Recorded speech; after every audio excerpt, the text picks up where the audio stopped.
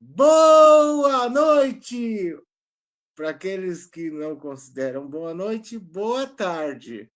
Estamos recebendo nossa amiga Beth.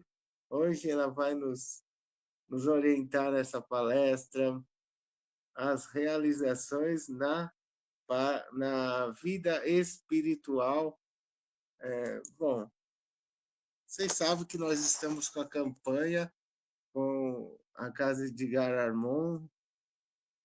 Estamos com essa campanha. Quem puder colaborar conosco, agradecemos. O mais importante é colaborar com cestas, com o que vocês puderem de algum item que está aparecendo, agradecemos. O endereço está aí, os dias estão ali, ó, os dias para fazer a doação, levar a doação, e agradecemos. Bom, antes de mais nada, quem puder se inscrever, quem quiser, deixe seu like, se inscreva no canal. E para quem que é novo no canal, né, seja muito bem-vindo. E é isso aí. Fiquemos com a nossa amiga Beth. Obrigado, Beth. Deus abençoe. Obrigada, Deus abençoe a todos nós. Então, vamos fazer uma prece, pensando no nosso Pai Criador, no nosso grande amigo, Mestre Jesus, e pedindo à espiritualidade amiga, aos nossos mentores, que possam estar aqui conosco, nos amparando, nos inspirando, e a espiritualidade do SEAC também nos abençoe nesses próximos instantes de aprendizagem. Que assim seja. Bom, as realizações na espiritualidade, o que a gente faz lá no plano espiritual? Tem gente que acredita, né, naquele céu cheio de anjinho tocando harpa, não faz nada, né? Ou então aquele inferno de fogo eterno, que seriam espaços geográficos. Mas até o Papa Francisco, numa missa em 2016, ensinou que o inferno consiste em estar afastado de Deus. Deus é que nos dá a felicidade. E Deus muito nos ama. E o inferno não é uma condenação, é uma escolha. A gente vai fazendo coisas erradas, vai se afastando das leis de Deus, e implantamos o inferno na nossa mente. Então, o inferno não é uma condenação de fora para dentro, é uma escolha. E isso falou o Papa Francisco. Você não é mandado para o inferno, é você que vai, por escolha própria. Muito, muito inteligente, né? Esse ensinamento. Então, é céu, inferno e purgatório, também Chico Xavier escreveu: céu, inferno, purgatório começam dentro de nós mesmos. A alegria do bem praticado, escreve Chico Xavier, né? É o alicerce do céu. A má intenção já é um piso para o purgatório. E o mal, devidamente efetuado, realizado, positivado, já é o remorso, que é o princípio do inferno, o começo do inferno. E Emmanuel também escreveu: o céu começará sempre em nós mesmos, e o inferno tem o tamanho da rebeldia de cada um. O Silvio Fontoura também escreveu pela psicografia de Chico Xavier: céu, inferno e purgatório não guardam mistério algum. Eles são feitos na vida por dentro de cada um. Existem regiões de sofrimento que variam ao infinito. Então, para os espíritos culpados, irresponsáveis, mas também existem locais de repouso, repouso temporário para refazimento, para que eles possam fazer o bem. E por sintonia, por merecimento, a gente vai para o plano espiritual e condiz o nosso estado de consciência. E o nosso estado de consciência depende da forma como estamos vivendo aqui essa vida enquanto encarnados. Então, a gente pode, né, se perguntar: para onde iremos? Nunca é tarde para escolher o caminho do bem. Jesus ensinou que o amor cobre a multidão de pecados. E depois da morte do corpo físico, a consciência desperta e carrega consigo o céu ou o inferno interior. Jesus ensinou: na casa de meu pai há muitas moradas. A casa do pai é o universo todo. As moradas são os mundos do plano material, do plano espiritual. Existe uma variedade imensa de seres nessas muitas moradas da casa do Pai, tanto no plano material como no plano espiritual. Os mundos, eles têm infinitos graus de condensação da matéria em diferentes dimensões. Existem mundos tão evoluídos, tão desmaterializados, estão em outras dimensões acima da nossa. Ao longo da evolução, nós vamos habitando mundos apropriados ao nosso grau evolutivo. Enquanto encarnados, nós, aqui nesse estágio evolutivo, nós estamos no plano da matéria. E desencarnados, nós vamos para o plano espiritual, nas proximidades do mundo material, né? Onde estivermos encarnados. E isso é o que se chama erraticidade. É esse plano espiritual próximo à crosta terrestre. E vamos evoluindo, e chega um momento que a gente não precisa mais, né, reencarnar, não precisa mais de mundos materiais para progredir, né? Existem exceções, por exemplo, Jesus, ele não precisava reencarnar na Terra, mas ele veio como uma missão. Então, o plano espiritual também são muitas moradas na casa do Pai. Existem moradas felizes, existem moradas infelizes, para lá que a gente vai. E a morte não transforma ninguém. A gente acorda no plano espiritual exatamente como foi na vida enquanto encarnados.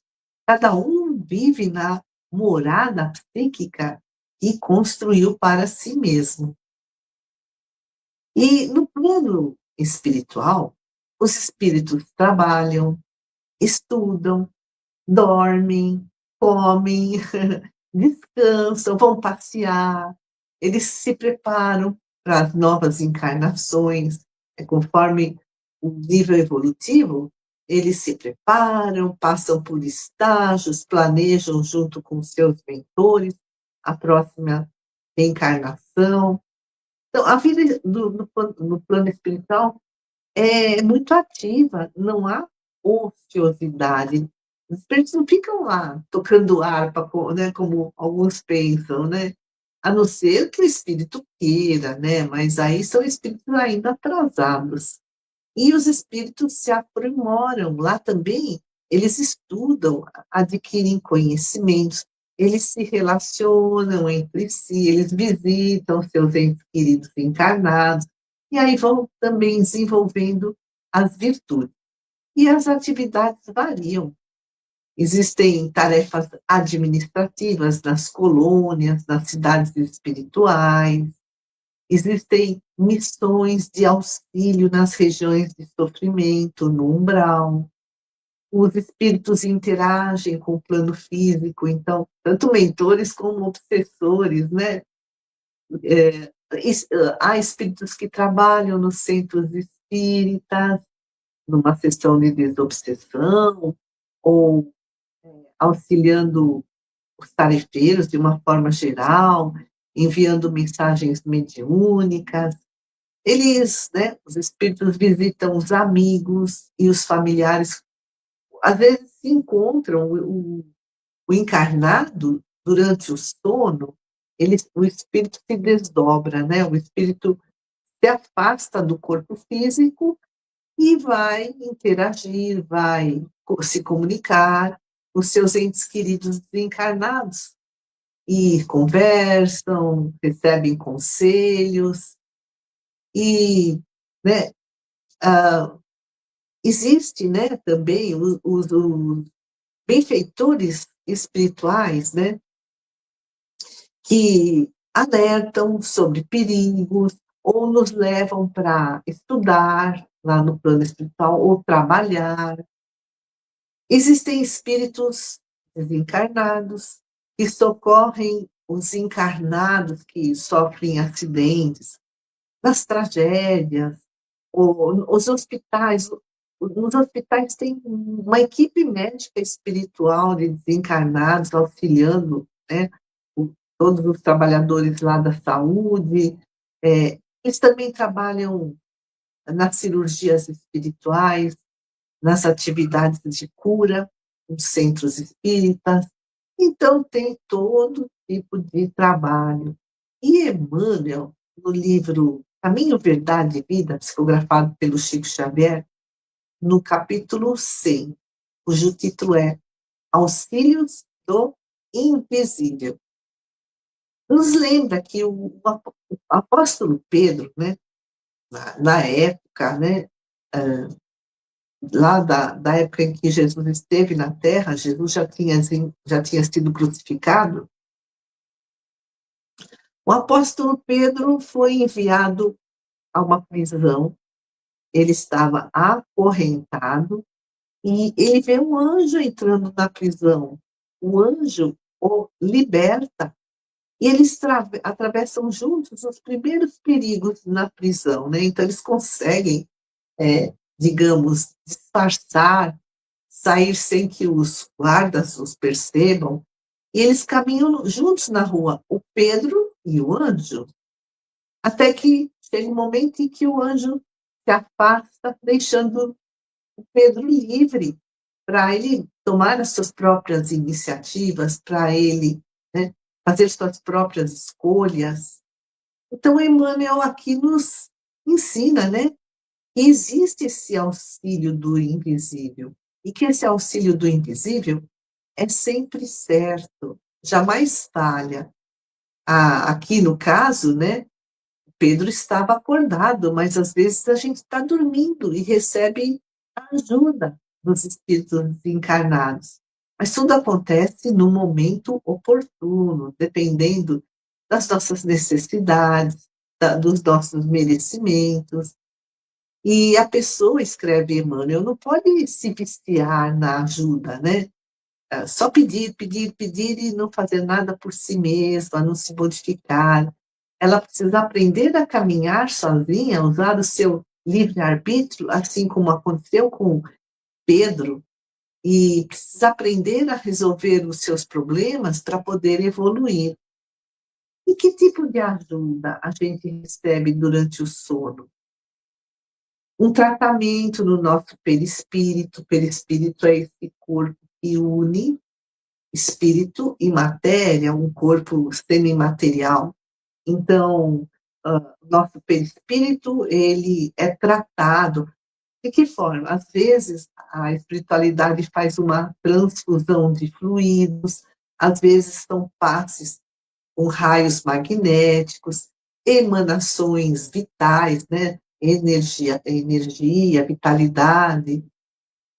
E Joana de Ângeles, no livro Nascente de Bênçãos, também escreveu um capítulo chamado Cirurgias Espirituais. Ela nos lembra que nós temos vários recursos para receber ajuda. A oração, a inspiração, então a gente recebe a mensagem dos nossos mentores, de pensamento a pensamento. Então, ou pode ser uma ajuda espiritual direta ou indireta, para que a nossa vida fique mais suave e menos dolorida. Então, no sono, os socorristas espirituais também, eles encaminham os encarnados desdobrados para receberem transfusões de energias benéficas e curativas lá na espiritualidade, tipo um hospital espiritual, explica Joana de Ângeles, com o auxílio da bioenergia, os benfeitores revitalizam os nossos chakras, ativam os centros de fixação do espírito ao corpo físico. Foi o que aconteceu com Lázaro, né? Ele estava no estado de catalepsia, quase, né, rompendo os laços que uniam o espírito ao corpo físico, e pouco fixados, e aí Jesus, com a sua poderosa bioenergia, fixou né, esses laços perispirituais do Lázaro ao corpo físico, e ele acordou, né? Se fala em ressuscitou, mas ele não estava morto, né? E também os espíritos, durante o nosso sono, eles, ou às vezes até no tratamento, no centro espírita, eles mudam as moléculas doentes, elas se renovam, se reequilibram. Olha que trabalho maravilhoso, né? Da espiritualidade. Então, e nós, né? O que nós fazemos quando chegamos no plano espiritual após o desencarne? Vai depender do nosso grau evolutivo, dos nossos interesses, dos nossos méritos. Será que é possível a gente se sentir realizado no plano espiritual? Trabalhar, estudar, fazer amigos? Sim, para chegarmos bem do lado de lá, desde agora, nessa vida encarnada, a gente, né, deve fazer uma conexão com Deus por meio da oração, da meditação, buscando conhecer as leis divinas para não errar tanto, desenvolver as virtudes, praticar o bem, buscar o conhecimento e o autoconhecimento para a gente fazer a reforma íntima, né? As nossas mudanças interiores. E nós vamos trazer aqui vários depoimentos de um trabalhador espírita.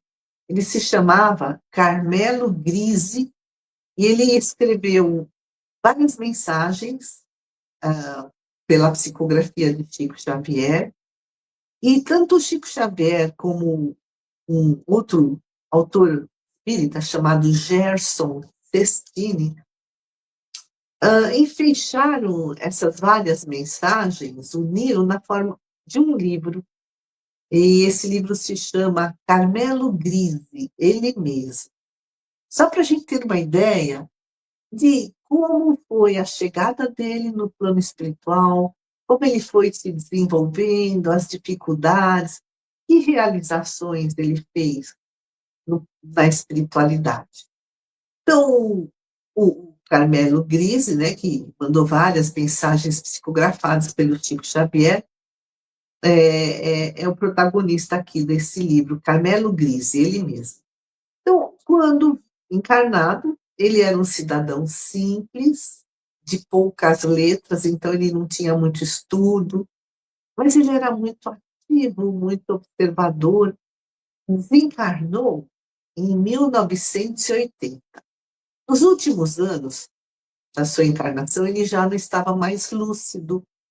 Ele até que mantinha uma consciência de si, mas ele já não governava a sua vontade, ele estava com a memória prejudicada, né? E ele nem sabia direito o que estava fazendo, e aí ele mesmo escreve, este estado, depois, né, plano espiritual, este estado poderia permanecer por longo tempo depois do falecimento, não tivesse ele a fé que o beneficiou, abreviando os dias de angústia e confusão mental. Então, ele tinha muita fé, mas ele estava doente, assim, mentalmente doente, não sabendo exatamente, né, quem ele era, o que ele fazia, E aí, esses momentos de angústia foram abreviados, e aí ele desencarnou logo, né? E o Carmelo, né, teve bem mérito. No plano espiritual, logo depois do desencarne, ele foi encaminhado por um hospital para um tratamento de revitalização e também para um tratamento chamado diálogos de cura. Eram sessões com um psiquiatra. E o Carmelo, nos últimos 2 anos encarnado, ele tinha uma avaria no cérebro material que repercutiu no perispírito. Então, o perispírito também estava avariado, estava prejudicado. E após 7 meses no plano espiritual, depois de 7 meses em que ele havia desencarnado, o perispírito dele ainda não estava recondicionado. O centro de memória tinha sido apagado no cérebro material, no cérebro físico. Ele tinha perdido a memória. Mas, durante todo esse tempo em que o cérebro material não registrava nada, o cérebro perispiritual, o cérebro que nós temos no nosso perispírito, registrou tudo. E aí ele pôde, lá no plano espiritual, aos pouquinhos, relembrar aquela fase. E diante do quadro de doença mental, que era irreversível, né? Surgiu a frustração, o desânimo, mas tudo isso aconteceu na carne, enquanto o corpo espiritual, o perispírito, ia melhorando aos pouquinhos. Durante a vida física, Carmelo foi uma pessoa apressada, impaciente com tudo que demorasse um pouco mais, ele era muito impaciente. E agora, no plano espiritual, ele tinha que se readaptar, mas ele estava se readaptando muito lentamente. Quando encarnado, ele esclarecia espíritos nas sessões do seu grupo doméstico. Então, na casa dele mesmo, havia um grupo mediúnico, né?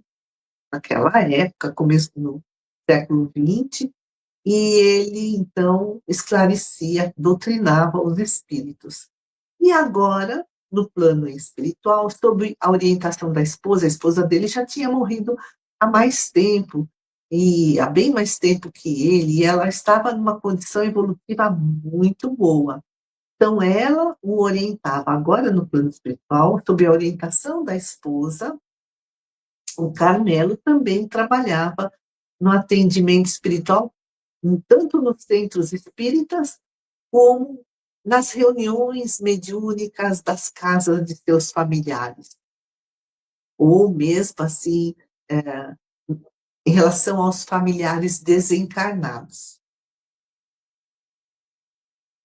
Após quase 2 anos no plano espiritual, ele ainda continuava fazendo um tratamento chamado diálogo de cura com o psiquiatra, para colocar em ordem suas ideias e refazer os seus pensamentos. Esse diálogo de cura é tipo assim, uma terapia, né? A gente lê no livro A Confissão do Paciente, vale por expulsão de resíduos tóxicos da vida mental, e o conselho do especialista idôneo, caso era o psiquiatra, age por doação de novas formas de pensamento, né? Então, é né, uma troca. O paciente expulsa os seus resíduos tóxicos da vida mental, o desânimo, a impaciência, a rebeldia, e enquanto isso, o especialista, o psiquiatra, vai doando novas formas de pensamento. É uma substituição. E o Carmelo, ele tinha reencarnado na Itália. Quando ele era adolescente, ele veio para o Brasil. E agora, no plano espiritual, desencarnado, ele também, volta e meia, visita a Itália. A sogra dele, também desencarnada, viveu na Itália.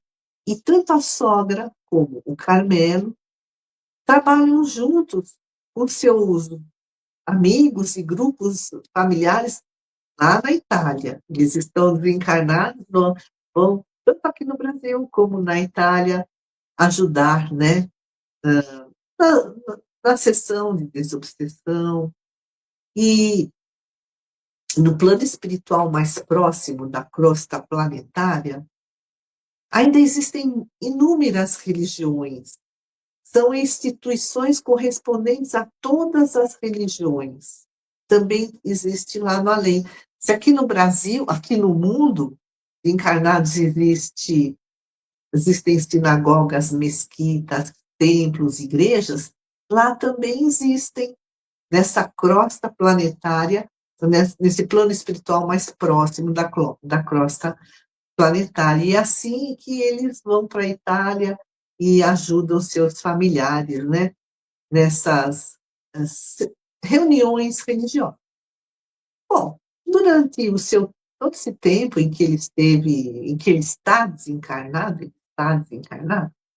o Carmelo teve recaídas e retomadas e ele foi se adaptando ao plano espiritual. Chegou um momento em que ele foi convidado para começar a trabalhar, para ele ensaiar uma paz íntima, né, uma pacificação íntima, para ele se aceitar, para ele se amar. E aqui também nesse livro a gente vê que no plano espiritual, a gente lê, né? E no plano espiritual as regras são rígidas, existem horários, existem exercícios, e a tarefa do Carmelo era acompanhar um frei desencarnado também, o Frei Arnaldo, e para socorrer os doentes, né? Eles lá do plano espiritual. Quando ambos encarnados, o Carmelo e o Frei Arnaldo, eles eram amigos. E agora no plano espiritual eles trabalham juntos, socorrendo os doentes encarnados.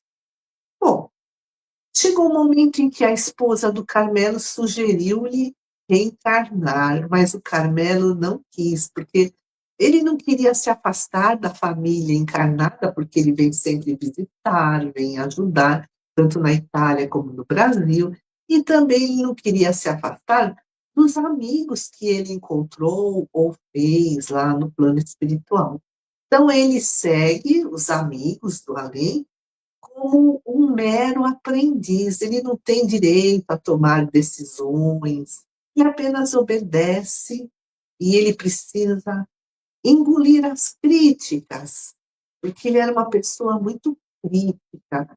O Carmelo necessita, o, o trabalho que ele tem que fazer dentro dele é desenvolver a humildade, a submissão.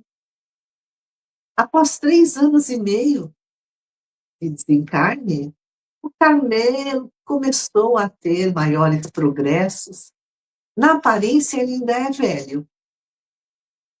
E ele morreu com 86 anos, então ele tem a aparência de 86 anos. E depois de 6 anos desencarnado, ele está melhor, tudo, mas ele não rejuvenesceu. Porque ele é teimoso, ele é indeciso, ele se adapta muito lentamente ao mundo espiritual. Então, nesses 86 anos que ele viveu na Terra, ele viveu ao seu próprio modo. Ele não se submetia a rotinas, ele não se submetia a horários definidos, ele não obedecia a terceiros, porque ele trabalhava por conta própria. Então, a indisciplina é um dos maiores empecilhos no mundo espiritual. Dona Maria Cestine, uma amiga deles, né, desencarnou há apenas 3 meses e ela já tinha rejuvenescido, enquanto Carmelo não. O Carmelo rejuvenesceu porque ele continua indisciplinado e pouco flexível. E Carmelo também, de vez em quando, tem crises emocionais, de vez em quando tem momentos de paz, ele precisa desenvolver a aceitação, a resignação, e tem dificuldade em desenvolver novos hábitos. Aí ele conta que o doutor Radovir foi um médico ateu que ele conheceu, né, que era encarnado. O doutor Radovir, médico ateu, fez muitas cirurgias gratuitas. Ele era muito preocupado com as injustiças sociais, ele era muito humano, muito preocupado com os pacientes. Antes de desencarnar, ele já sabia da proximidade da sua morte, porque ele recebeu um aviso do plano espiritual. Ele poderia viver mais tempo na Terra, mas ele também não se submetia a exames, a tratamentos do coração. Ele tinha uma convicção materialista, não acreditava em Deus, não acreditava no espírito, e isso dificultava a aproximação, né, dos espíritos amigos do plano espiritual, para aconselhá-lo a cuidar da saúde física, por meio de intuição, por meio do sono. Bom, pouco tempo depois de desencarnado, o doutor Radovir já estava totalmente adaptado no plano espiritual, trabalhando, e relata Carmelo, do nosso pessoal, quem está na crista da onda em matéria de trabalho é o nosso doutor Radovir. Fico imaginando que ele, homem sem religião, está muito à minha frente. Eu, né, ele era espírita, o Carmelo, eu que seguia as preces de nossas reuniões, com as ideias turvas e as palavras bonitas que eu ouvia e transportava para dentro de mim. Então, assim, são as obras, né? Nós somos o que fazemos, né? Então, o Radovir, agora, ele é um homem de fé lá no plano espiritual, e ele não perde tempo com conversa vazia, e ele poderia até estar em esferas superiores, de tanto que ele ajudou as pessoas, de tão humano que ele era, de quanto, tanto que ele batalhou contra as injustiças sociais. Ele poderia estar em esferas superiores, apesar de ter sido ateu, mas ele prefere ficar, né, nesses planos próximos à crosta terrena para cuidar dos doentes. E o Carmelo dá um recado para nós encarnados, para a gente não encurtar a nossa encarnação, para a gente não viver insatisfeito com a nossa própria vida. Então, aqui a gente teve 3 exemplos, né, através da psicografia de Chico Xavier, dessas mensagens mandadas pelo Carmelo Grise. Ele, um espírita, um homem cheio de fé, mas inflexível, teimoso, não consegue se adaptar, uma pessoa que faz muitas críticas, de poucas letras, não estudou muito, né? Então ele não consegue se adaptar no plano espiritual, o progresso dele é muito lento, ele já está há muitos anos no plano espiritual. A última mensagem aí, ele já estava há mais de 6 anos encarnado, e ele continuava com a aparência, né, de quando ele desencarnou, de 80 e poucos anos.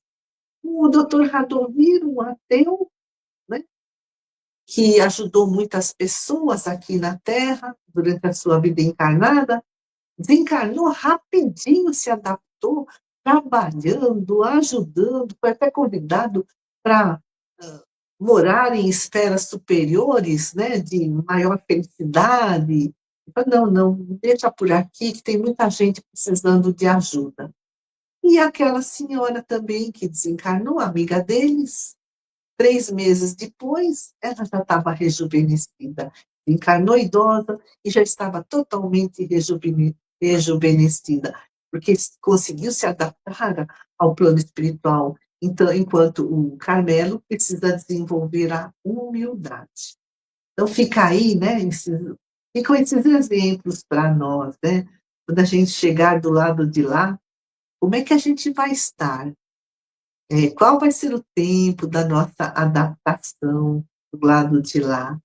Então, importante, como ele mesmo disse, o Carmelo Grise, para a gente não ficar encurtando a nossa encarnação com lamentações, com críticas destrutivas, com irritação, né? E para a gente não viver insatisfeito com a nossa própria vida, para a gente agradecer a oportunidade desta encarnação.